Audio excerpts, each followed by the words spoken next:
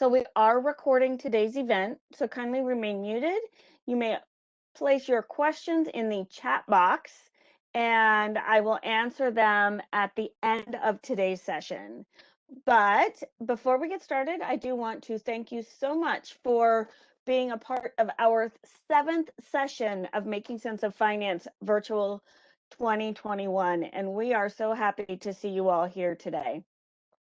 We are, as I said, we are recording today's session, so please feel free to put your questions in that chat box and we'll answer them at the end of today's session. Before we get started with our main presentation, How Much Do I Need to Retire? I'd like to introduce Kristen Lowe. Kristen is the Center Operations and Programs Manager for the USO of Pennsylvania and Southern New Jersey. And Kristen is going to be sharing some information about USO and some of the things that you can look forward to when you reach out or work with the USO. So go ahead and take it away, Kristen.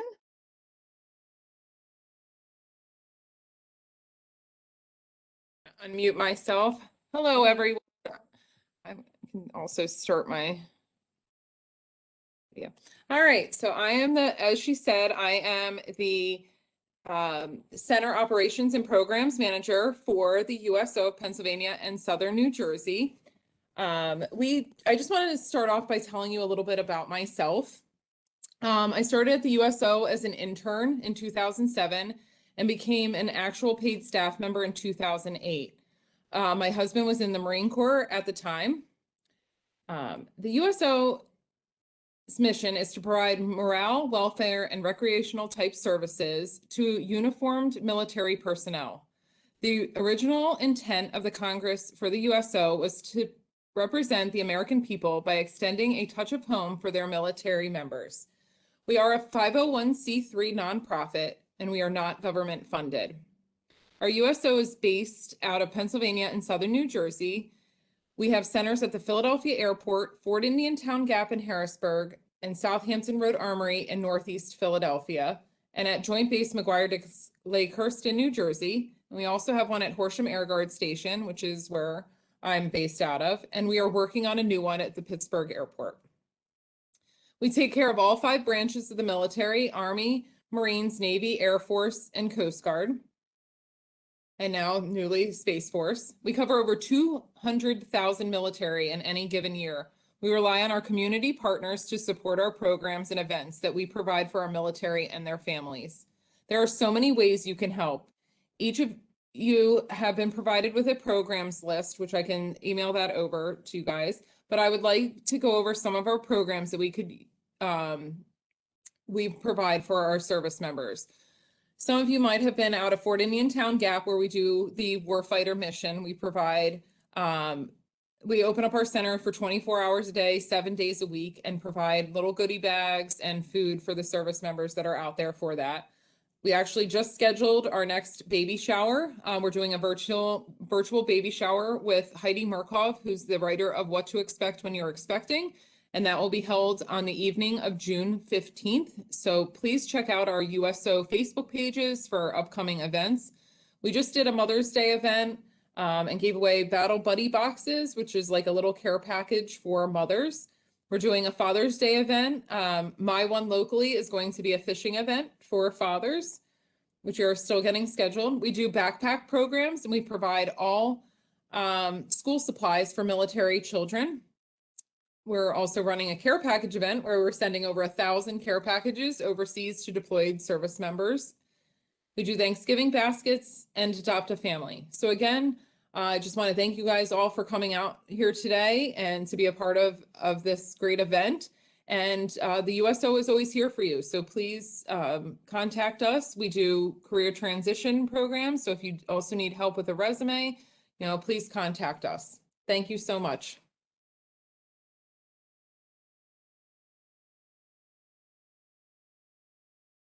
Back to you, Katrina. I just had to get myself unmuted. Thank you so much, Kristen, for those great information about the programs that are available through USO. I actually hadn't realized that there was quite so much. So thank you again for sharing that. Later today, I'll be sending out a copy of today's PowerPoint. And Kristen, as long as you're willing to send me that document, I can include it in our email. So let's go ahead and get started. Today, we're going to be talking about how much we actually need to retire. The reality is that it's not really a magic number. We Today we're going to talk about that magic number. We're going to talk about the circumstances behind how we're going to retire and what are our plans for our golden years. I have often talked to consumers who have these grand plans, but when it comes down to it, they're not sure that what they're doing now actually will get them to where they want to be at the end of the day. So, we'll talk about that, and then we'll also talk about where we can go to get more information. It looks like we may have some trouble getting in. So or we may have some trouble with our audio. Let me just double check real quick.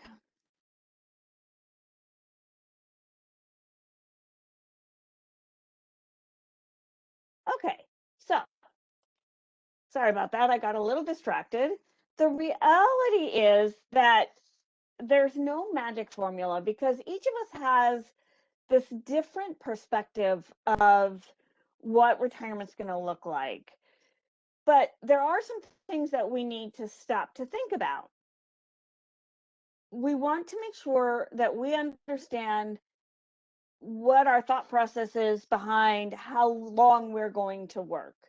So we want to think about, at what age do I want to plan to retire? Also, what's that lifestyle that you are looking at? Do you plan to travel the world? Do you plan to stay close to home and do volunteer activities? Are you going to work part-time?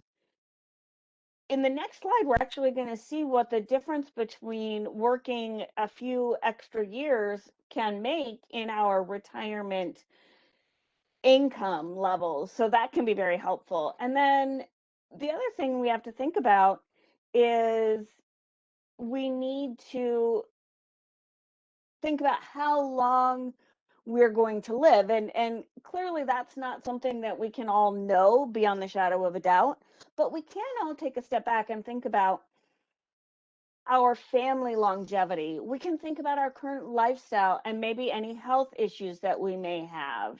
So that's something that we want to think about as well. But let's take a look at if we wait just a few years, will waiting those few years actually help us in the long run? So this is a diagram that was put together by the Stanford Center on Longevity and the Society of Actuaries. So if we plan to retire, now this is for a couple's combined annual income. If a couple decides to retire completely at 62 years of age, their annual income in this scenario is $69,481.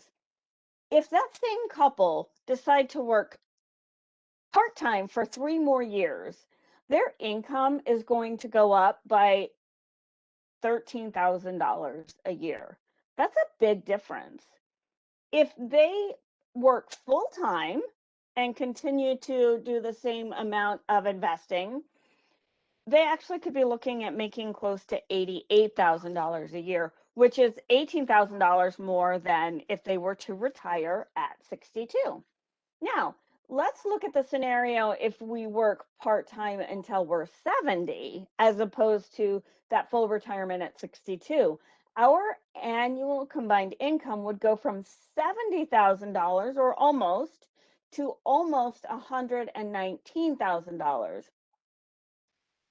The reality for this is just to show what it can look like if we wait just a few more years. Even working part-time can make a huge difference in our annual income once we've decided to retire or once we fully retire. So, as we start to think about what retirement is going to look like for us, think about the potential of maybe continuing to work part time until you're a little older so that you can be sort of retired but continue to add to that nest egg so that when you're fully retired, the the the lifestyle that you may be able to live could be drastically different, especially for those of us who maybe didn't get started planning for our retirement until we were a little bit older. I know I'm guilty of that. I actually didn't start thinking about retirement until about 15 years ago. At that point, I was 35 and I had missed a lot of time. But being able to recover from that and make up for that time can be very helpful. So we want to step back and think about what's our plan for when we retire? Are we going to travel the world? I have my grandmother and my aunt and uncle decided to retire all at the same time, and the three of them bought an RV and they made it to each and every single state in the continental US. So that was really cool. Maybe that's something you want to consider. Or maybe you want to take up a craft or a hobby. When we think about uh, taking on a craft or a hobby, we may not take into consideration the actual cost to be able to do that.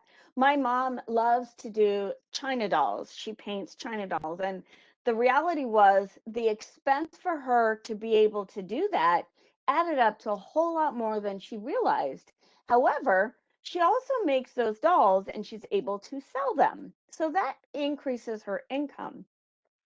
So depending upon our scenario, kind of determines how much money we're going to need in order to retire. Because maybe our reality is we want to stay home and spend more time with our family who live close by. So it's a different answer for each and every one of us. But the answer is that we have to step back and start to think about it. And so one of the biggest questions that I always get from people is, well, what's the formula? Do I need 70% of my annual income or 80%? Or maybe that number is 90. The reality is that answer is going to be different for each and every one of us because our lifestyles change. We're going to save money because we're not going to do the wear and tear on our vehicle by not having to commute back and forth to work. We maybe won't have to buy work clothes. I don't know about you, but sometimes work clothes get to be really expensive. So there's really no magic number. But what we can do is calculate out what our actual annual expenses are now and what are we thinking that's going to look like when we're ready to retire, because again it's going to be very different. Right now we've got to pay housing expenses, maybe we have a mortgage payment, maybe we have to pay rent. When we retire, maybe our house is going to be paid off, so our annual expenses are going to be significantly lower if we think about that. And then we also want to do the same with our annual income. So we have to look at what our current income is and then what are we anticipating? And when we start to think about our anticipation, we have to really think about all of the different types of income that we have coming in. And we'll talk about that in the next slide. But by sitting down and calculating our annual expenses and our annual income, we that gives us the opportunity to sort of see that bigger picture so that we can start to think about what the rest of this process is going to look like. So it's important that as we start to do this, we take a step back and really think about those big pictures so that we can start to realize where we are in that process. So when we think about our income needs, the money that we need to have coming in, we have to remember all sources of our income. Social Security, pension. If you're with the military, you may have a TSP or some other form of blended retirement. make sure that you don't forget about any sources of income. My dad was in the union for many, many years. And what he didn't realize when he retired was that he had paid into, through the union, multiple different pensions. So when he got ready to retire, he was very pleasantly surprised when he realized that he was getting something like $200 or $300 a month from a pension that came through with his union that he hadn't remembered. So we need to stop and think about all the different places that we've worked. Did they have a pension for us? Is there a pension or account that we maybe haven't remembered? And then if we've paid into either a Roth IRA or a traditional IRA or money market, we have to look at those account balances as well. And we don't talk about it in today's session, but we do have to be concerned about our required minimum distributions, which are the minimum amount of money that we're required by law to take out from our accounts, from our retirement accounts, once we hit 72 years old. We also want to think about other investments we may have. Maybe when you were young, you invested and you bought a few stock in a company that you wanted to support. Or maybe you were really heavy into investing when you were younger. Those are things that we need to think about. And then finally, we go back to that part-time employment. Are we going to continue to work part-time um, throughout some of our retirement until we reach a certain age? All of those things need to be considered when we go back and look at our anticipated annual income. So make sure that you remember all of those things. If you plan to take up travel or those expensive hobbies that I mentioned, we have to make sure that we include that in our annual expenses. Maybe our plan is to take multiple vacations every year and we plan to visit other countries. That can be expensive and costly. So we need to make sure that those, whatever things we plan to do once we retire, are actually accounted for when we think about our potential annual expenses. But we can't remember the basics, or excuse me, we can't forget the basics. So we have to take into consideration, what is our housing going to look like? Do we have a mortgage?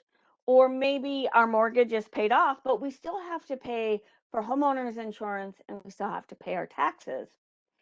Do we have other debt? Maybe we have a line of credit open, a home equity line of credit, or maybe you've got credit card debt or car loans. Those other debts, we have to make sure that we work into our annual expenses. And then we have to think about, and a lot of times it's kind of easy to not think about it, particularly while we still have healthcare through our employer. But we have to make sure that we consider healthcare costs and deductibles. And we have to continue to pay for utilities and we still have to eat. So we have to make sure that not only are we considering our plan for our retirement, but we also have to think about those everyday expenses as well. So that becomes really important as we start to think about what our income is going to be compared to what our expenses are going to be. But there's really good news in that we don't have to have that chunk of money sitting in an account somewhere. The reality is we just need to know where our money for retirement is coming from. So you know that you're going to get X amount every month from Social Security. You know that your TSP or your blended retirement is going to provide you with approximately X amount of money.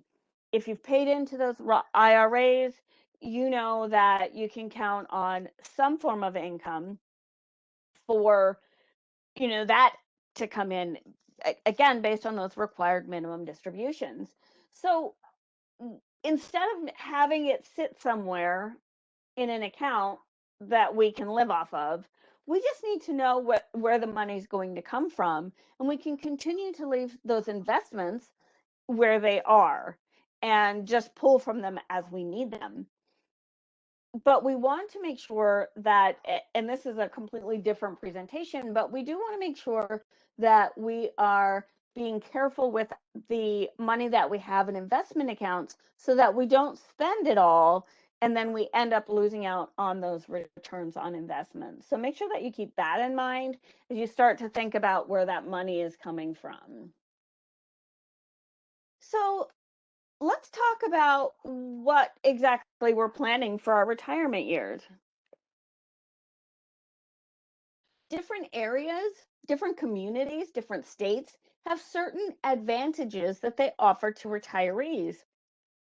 So if perhaps you live here in beautiful Pennsylvania and you're not the winter kind of person, maybe you might want to think about having a property in a warmer climate that has a better winter. Do you want to stay close to family? I know one of the things that's really important to me when I retire is that I want to be close to my grandchildren. So wherever my kids end up is likely where I'm probably going to follow them. But for those of us who have lived in the same house for a long period of time, maybe we live in a house that, is 4 or 5 bedrooms with multiple bathrooms on a large plot of land. Downsizing might be something that you might want to consider. It's going to help us to age in place, but it's also going to be less upkeep, less maintenance. That's going to save us some money in the long run.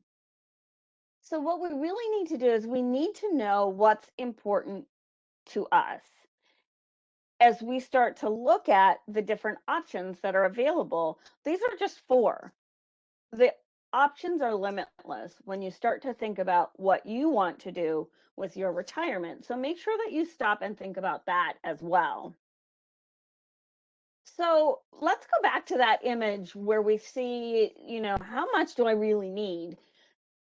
If you have little or no debt and you don't have to be concerned about healthcare coverage, 70% of your current annual income might be enough.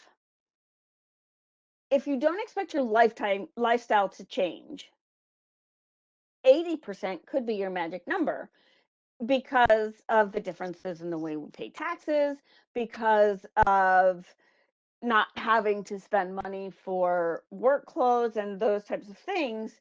80% of our annual income could be enough.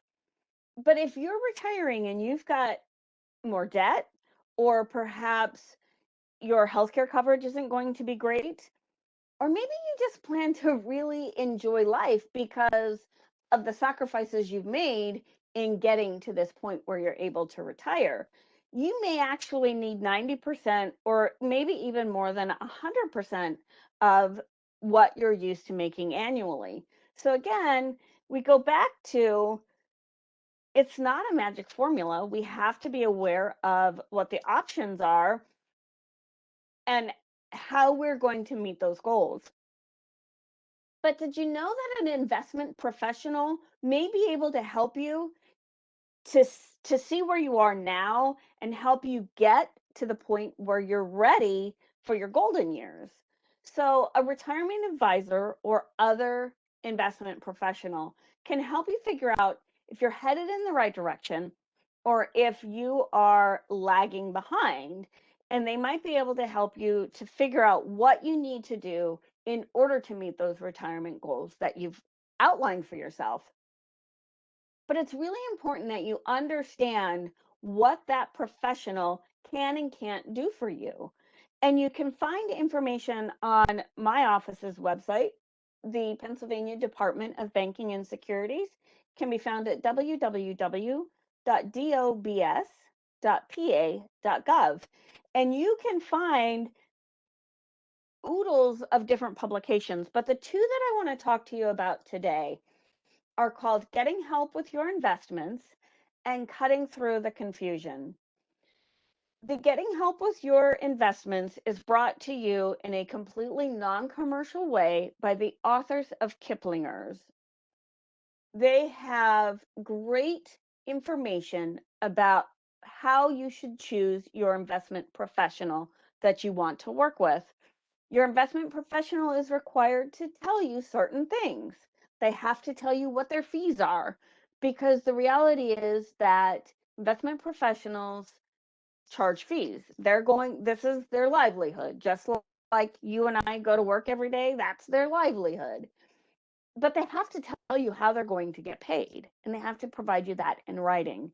They also have to tell you whether or not they are considered a fiduciary. If they have a fiduciary duty, they are required to look out for your best interest.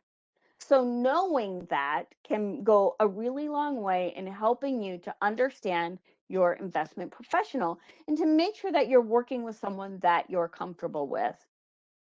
If your professional does not have a fiduciary duty, they still have to make credible decisions.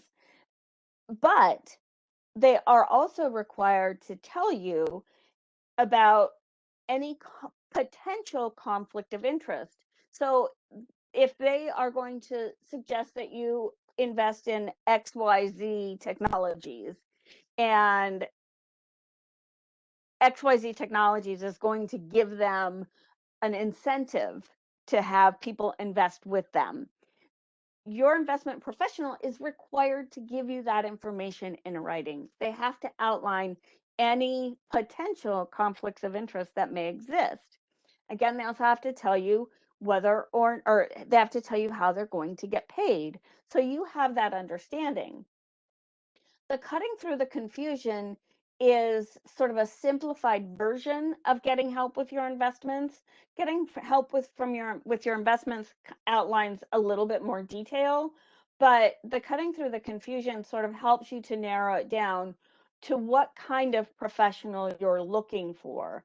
So those two documents can be very helpful in helping us to know exactly what we're looking at. But you can also verify that the person that you're using or that you want to use to hire is properly registered. We would never consider going to a medical professional who didn't have a license. We wouldn't go to a doctor who didn't have a license to practice medicine. Don't use an investment professional who's responsible for making sure that financially you're nice and healthy without knowing that they're registered. So you can go to brokercheck.finra.org, and you can actually type in the name of the person and the area where they live or work, and it will give you sort of an abridged resume. It's going to tell you how long they've been registered. It can tell you which registrations they have. It'll tell you whether or not they can invest on your behalf or whether they're just going to give you advice. It's also going to tell you, and I think this is probably something that's really important, it's going to tell you if they've had complaints or formal actions taken against them, whether that is within the state that you live, or maybe they've had actions or complaints in other states. Many investment professionals are registered in multiple states. So knowing that they've had a complaint lodged against them in another state can be really helpful. However, we also have to take a step back and think about the fact that the reality is we're not going to please every person all the time. So we have to take complaints for what they're worth. And the great thing is that when you go to BrokerCheck, you can actually see what the complaint was, and you can learn about that. So again, BrokerCheck can be very, very helpful. In just a few slides, I'm going to provide you with the contact information to my office, where you can reach out to a real life person who can help you kind of navigate through some of these things that are a little bit more confusing. But first, let's take a look at what BrokerCheck looks like. So I literally took a screenshot of BrokerCheck just yesterday morning. You can see here that you can put in the person's name.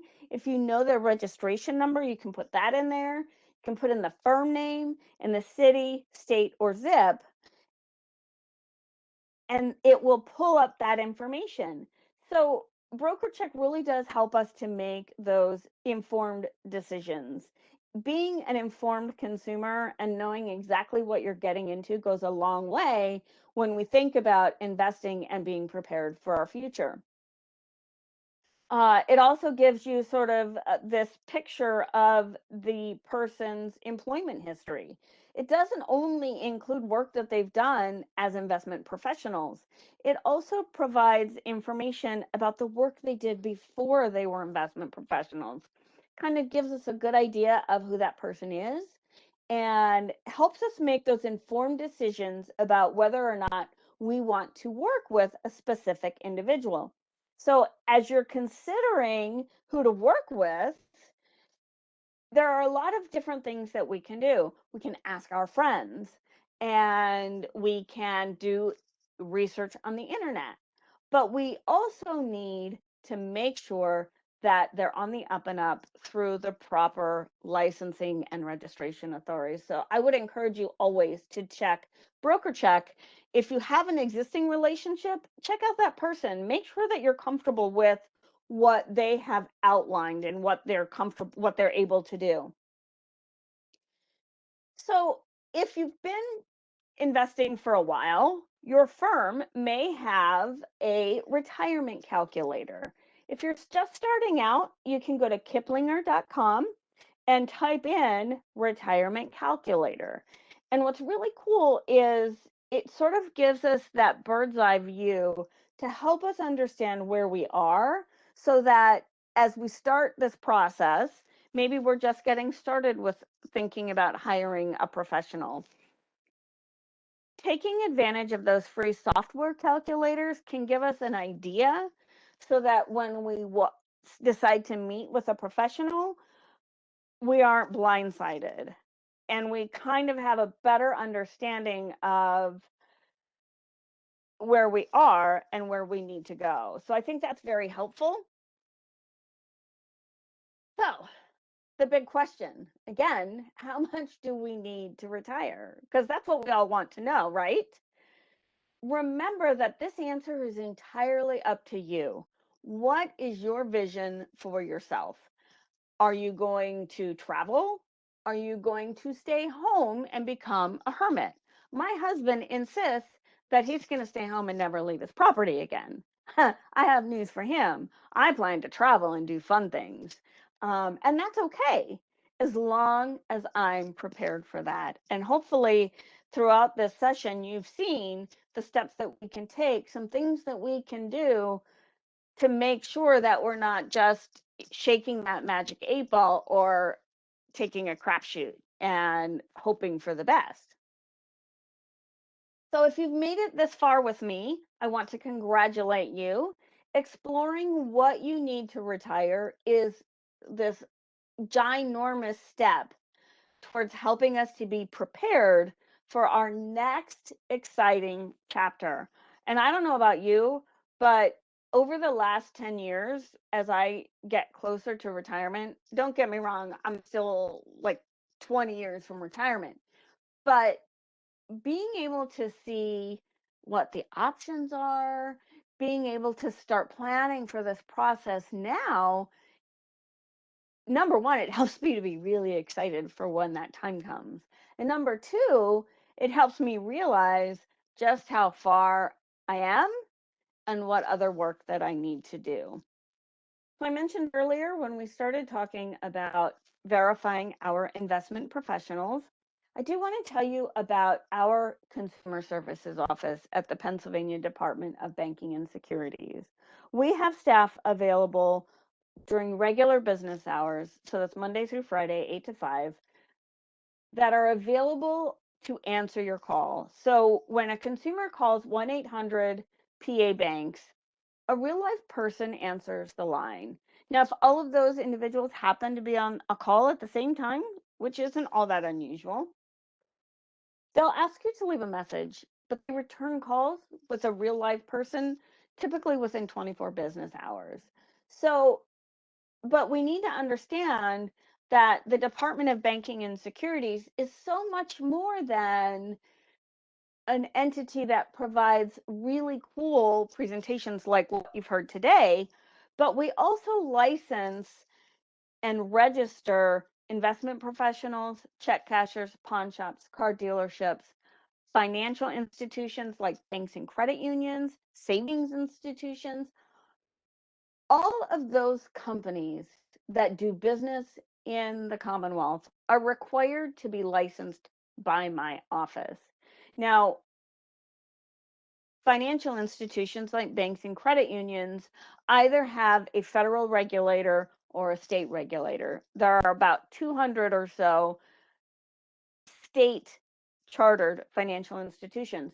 So if you have a question about something that your investment professional has done, or you have a question about an investment professional that you're considering, or you have a question about the car loan that you just took out, or you're in a position where you're facing some struggles with your mortgage company, we're able to answer those types of questions. We can take written complaints from consumers to be able to say, to be able to take that information and forward it for a response. So I would encourage you to remember that 800 PA Banks has a live person that's going to answer your call, and they're happy to help you with understanding what's happening, getting the answers that you need. So remember 800 PA Banks. But I also want to provide you with some other resources. We talked about BrokerCheck. We talked about my office, dobs.pa.gov. But the Securities and Exchange Commission, which is the federal regulator for investments and investment professionals, has a really great consumer facing website called investor.org, or excuse me, investor.gov, where you can go and learn more about investing. Also, Kiplinger. Kiplinger is the author of many of our free non-commercial publications that you can find on our website. They have other publications that we don't have available. So checking out kiplinger.com can be also very helpful in helping us to learn more, because I could talk for days about investing. I could talk for days about preparing to be retired. The reality is I could talk for days, period. However, we don't have that kind of time. I don't know about you, but even an hour is long for me. So make sure that you check out these resources that are available. Again, non-commercial, great resources for us to learn more information. So I do want to encourage you, if you haven't already registered, I have a dear friend from the Pennsylvania Housing Finance Agency, Holly Zugay, is going to be talking about Investing 201. We covered basics for saving and investing early on in May. Today we talked about retirement planning. This evening we're going to talk about sort of that next level of investing. And you can find that information on our Eventbrite page at padobs.eventbrite.com. You can register there, or if you already registered through the WebEx platform, I am looking forward to seeing you this evening at 6 p.m. We also have more on retirement planning with someone who's very specialized. He's a personal financial counselor who works for the Pennsylvania National Guard. Garland Murray is going to be talking on May 25th, which is 2 weeks at noon. So 2 weeks from yesterday, he'll be talking at noon about blended retirements and the TSP. So I would encourage you, again, if you haven't already registered, check that out as well. On behalf of the Pennsylvania Military Finance Alliance, I do want to thank you so much for your time and your attention today. I hope that you found today's session to be helpful. If you are not already familiar, the Department of Banking and Securities offers a weekly webinar series called Midweek Money Matters, where we talk about investing topics. We cover consumer protection, elder abuse, and some general financial literacy. So if you haven't already been made aware of that, again, if you go to our Eventbrite at padobs.eventbrite.com, you can see our upcoming sessions. We do only have posted through May. My goal is to have June and July up over the next week or so. So make sure you check back to get that information. Before I stop today's recording, I do want to let you know that I am always willing to answer your questions. You can email me at katrboyer@pa.gov, or you can give me a call at 717-214-5565. I am still working from remotely, so I answer that call, and I'm happy to help you with whatever questions that you may have. So let me stop our recording.